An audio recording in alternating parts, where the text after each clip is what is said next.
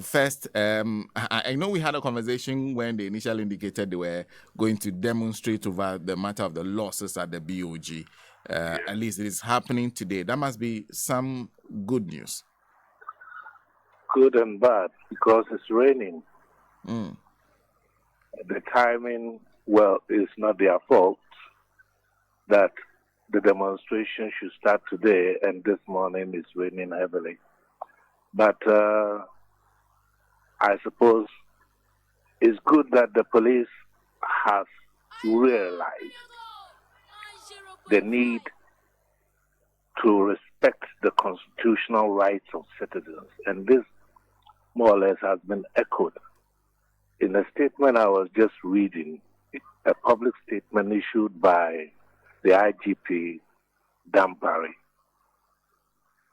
I don't know the extent to which Dampari has been persuaded to issue that statement, or if that statement is actually coming from him. But he hits the nail on the head on so many issues concerning the damaging effect of bad governance over the past 7 years on the lives of Ghanaians. It's not only the failed promises of the Akufo-Addo Bawumia government, but also the misuse of public resources for the benefit of the few. This has been clearly stated by Dr. Akufo-Dampari. Perhaps we are entering a new era of institutional awareness of the damage that this government is doing to our country. And this is good. And it is apt for people to express their concern regarding such bad governance. Not in the history of this country have we seen such bad governance. Bad governance on all fronts. Mismanagement of the economy, the denial of basic human rights, the manipulation of state apparatuses for the defense of the regime against the interests of the nation. This is a shame. Well, where we are actually, I think the weather is far better where we are. Well, it's drizzling where I am at Wager, but okay. It's not raining too heavily now.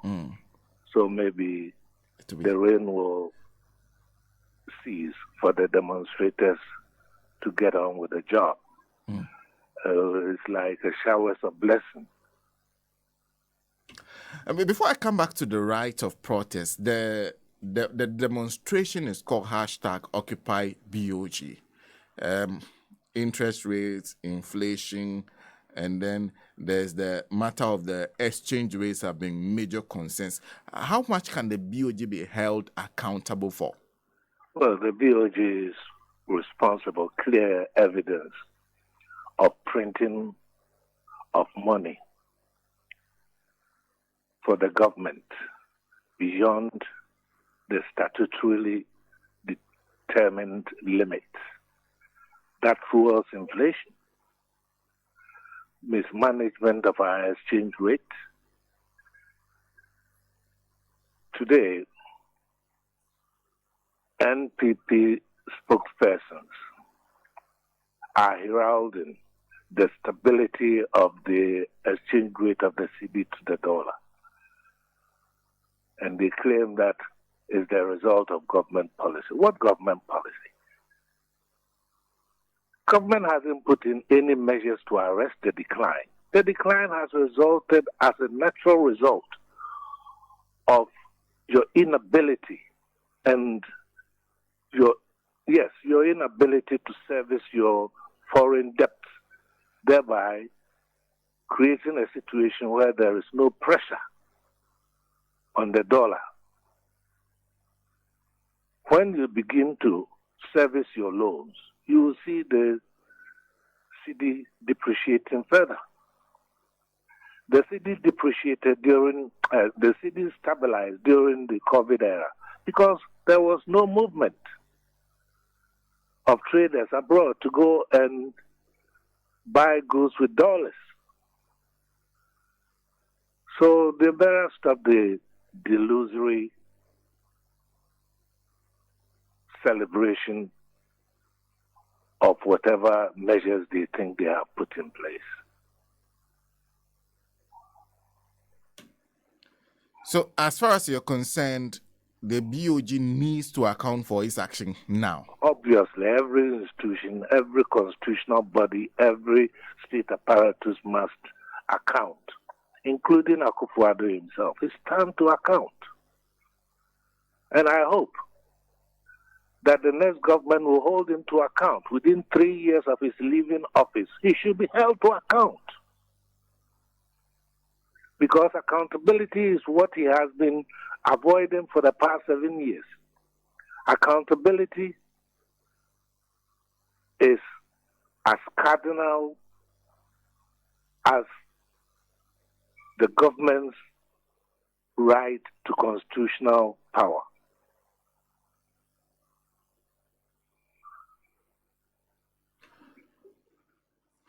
But it seems that has become a major challenge for this administration. It seems there's a feeling that they feel only accountable to themselves because you recall the attempts to even get the finance minister of office at the height of our crisis, that there are lots of people who are still even feeling that even with this pressure that's been put on someone like the governor of the Bank of Ghana, he might still be in office.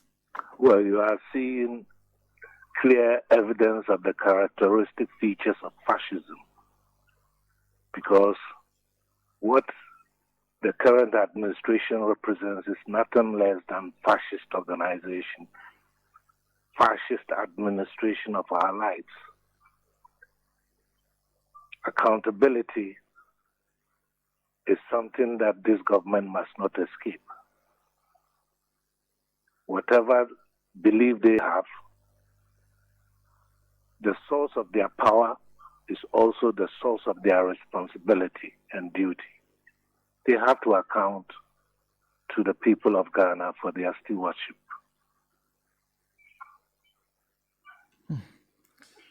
And are you also surprised that the BOG leadership is still in office, based on what you're saying, that the administration comes across as fascist? Well, the finance minister is still in office after leading us into this financial quagmire. He's still in office. So why not the governor of the Bank of Ghana? They are shameless people.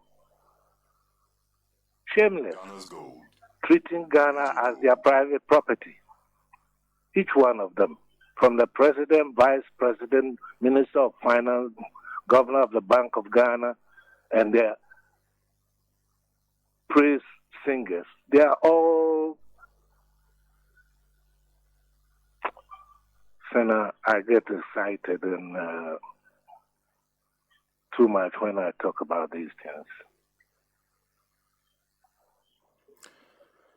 And now let's move to the matter of the right to protest. Are you happy with the way the Ghana Police Service has handled issues around protests under this government? Well, I'm glad that Dampare has come to his senses with the issuance of today's open letter to the police. He says it all. No one in Ghana can be happy when basic human rights are abused or not respected. Even Rawlings, who came in as a military leader, ended up one of the best Democrats we have seen. I was close to him. He was chaffing under the duties placed on him as a president. But he obeyed. He knew the limits of his power. We who participated in the Consultative Assembly to draft the 1992 Constitution did so on the article of faith that our president will keep faith with the people of this country and not abuse power. But we've seen how that faith was misplaced. Perhaps the one solution we should have is the review of the Constitution, especially the provisions regarding the powers of appointment of the president. And we can easily do this with the establishment of a constitutional commission for emoluments and appointments to target such critical and strategic institutions as the Chief Justice, the Electoral Commissioner, and the IGP. I think the powers of the president to appoint these persons must be abridged with a new constitutional provision or amendment. Abridged? Yeah, you set up a permanent constitutional commission that will deal with appointments of these three critical persons and also the emoluments of public offices, rather than leave it to the ad hoc commission on salaries that currently is the case. That way you deal away with the so-called end of service benefits for Article 71 appointees and so on and so forth, which is really resented by the whole of Ghana. So you do agree with the questions that have been raised about the independence of, for example, the Inspector General of Police in the wake of what we heard in the Bugre Nabu tape and that attempts to even undermine him as an IGP? Yeah. I think the Inspector General of Police and the whole police service must behave in an independent manner, professional manner. They must be dedicated to the internal security of the country and not to the security of the regime.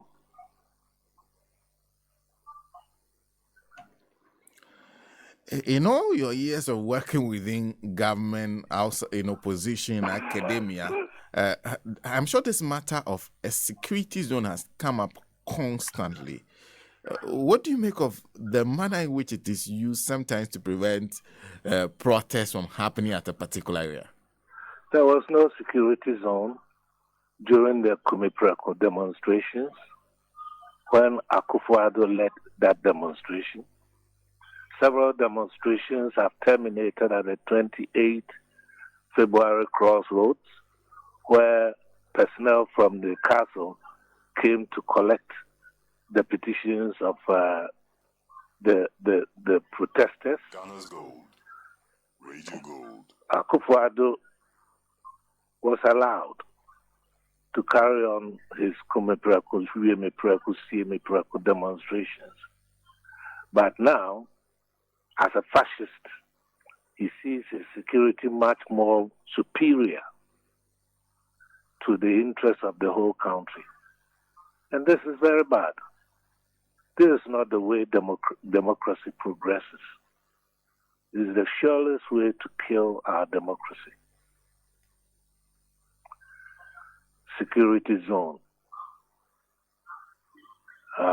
injunctions obtained by the police on the very eve of demonstrations. These are not actions that promote democracy.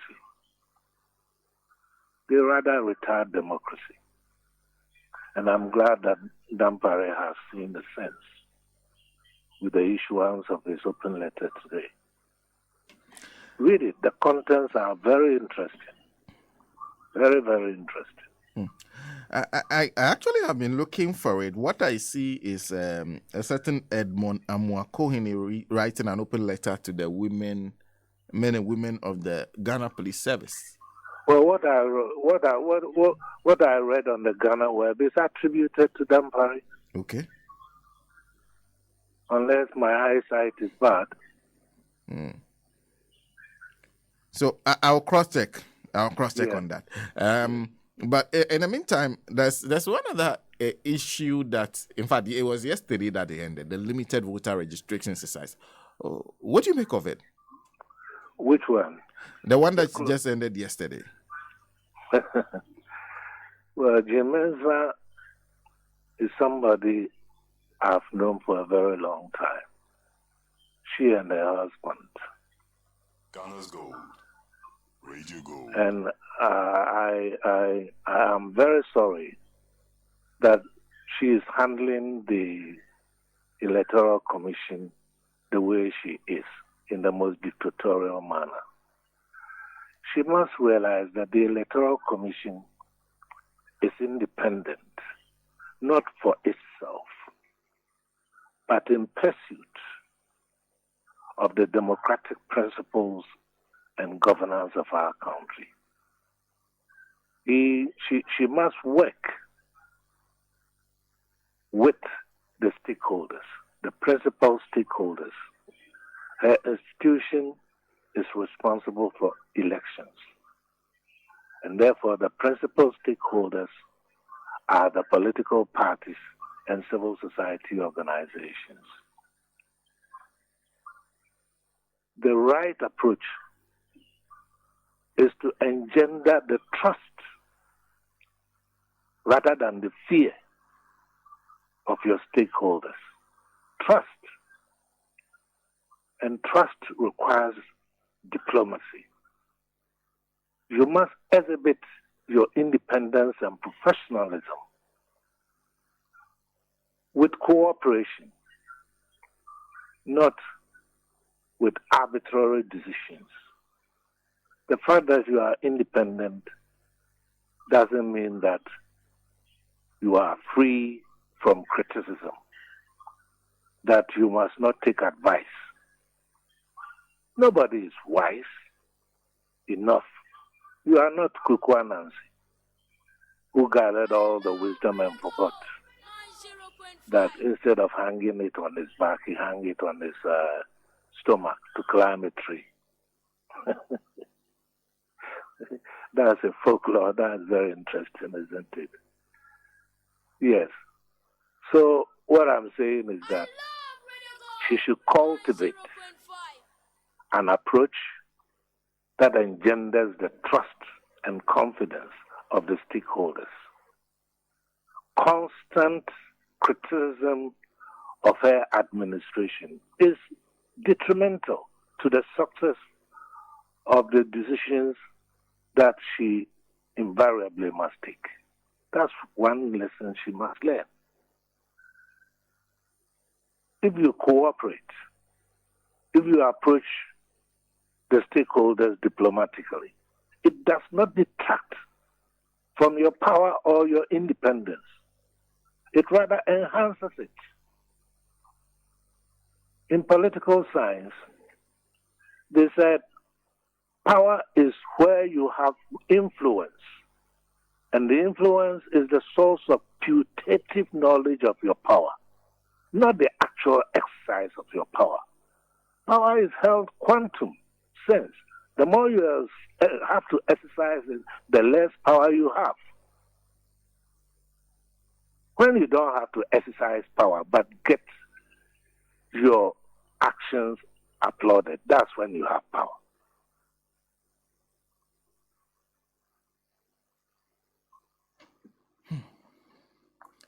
Are you there, Senna? Yes, I'm listening to you. And I'm also wondering then what to make of the manner in which the limited voter registration exercise was organized, because for the first time it was organized at district office. Yes, the Electoral Commission was promising that they will deal with issues such as minors on the register, being on the register, foreigners on the register, among others. Knowing damn well that it will lead to the disenfranchisement of many people.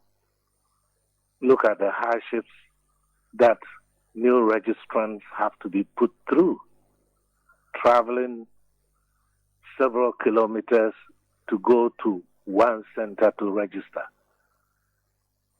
And yet, we have had registrations over the years at electoral areas. So why? What is behind it? Why do you intentionally set out to disenfranchise people? You say you are going to open the register again for registration next year, and yet there is a forthcoming district level elections.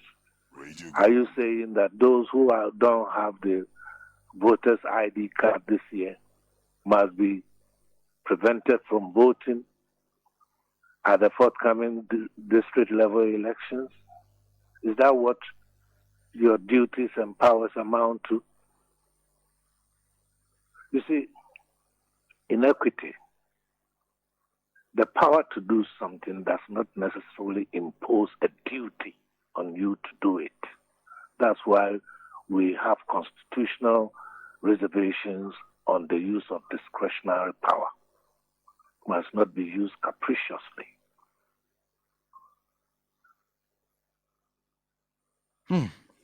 And does this, because the EC seems to have a consistent issue with the guarantor system, so much so that they're insisting that perhaps all ID cards be taken out of the process, that the only ID card they can trust is the Ghana card. Does all that add up for you?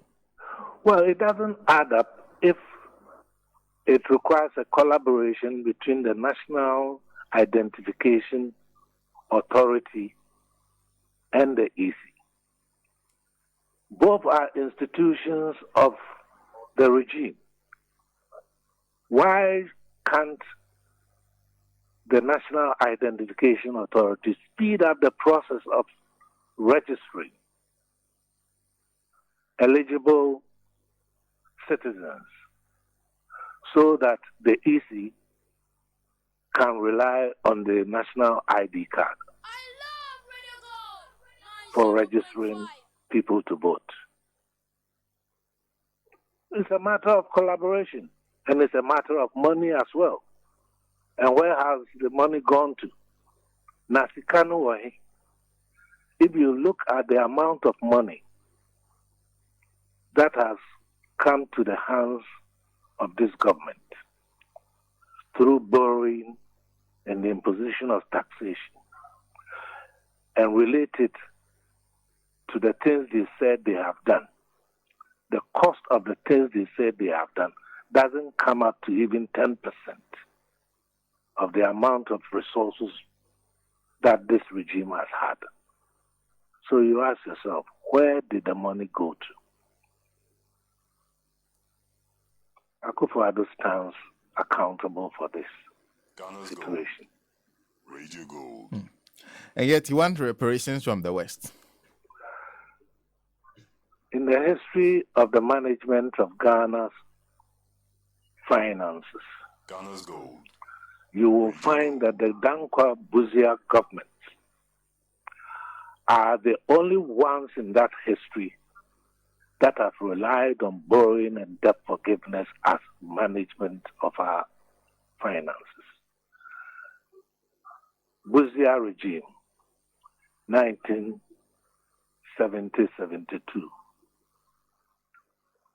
They sued for debt forgiveness from the Paris Club and got it. Kufua regime, 2006 to 2007, on top of the HIPIC release, they got 66% of our foreign debts forgiven. And yet within 2 years, he's borrowed more than that.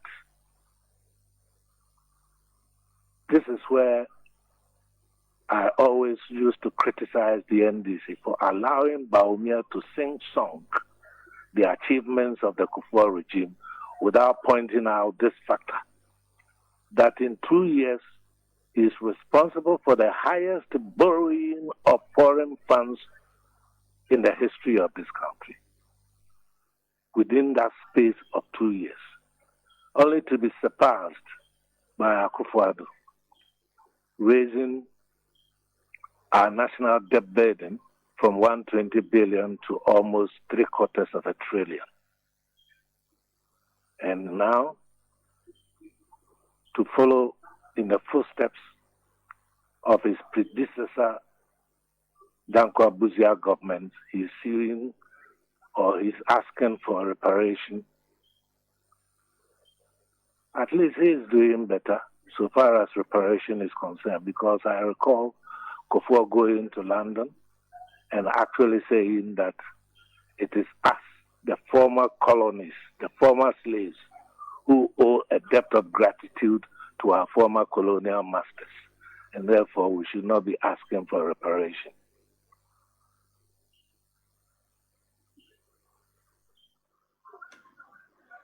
Well, Doc, let me conclude then by asking you if you had a message for those who, for example, there are lots of young people who will still not be interested in going out for a demonstration that is happening today.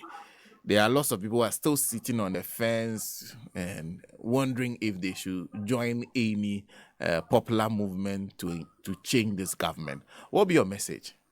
My message is that it is their future that is in the balance. It's their future that is in the reckoning. It's their future that has become the concern of current demonstrations against the fascist governance of this country. If they value their future, they should participate in the demonstrations. It's not a partisan affair. It is a national affair in the public interest, in their future interest. That is where their reasoning should be. Doc, thank you very much for speaking to us this morning. Thank you, Senna. It was a pleasure talking to you, Doc, and I wish you the best of the day. You too. Yeah. Bye. Dr. Tony Aidoo. In fact, sometimes difficult introducing him, but the last position he held was as Ghana's ambassador to the Netherlands. It's quite a delight speaking to him, having a conversation with him on national.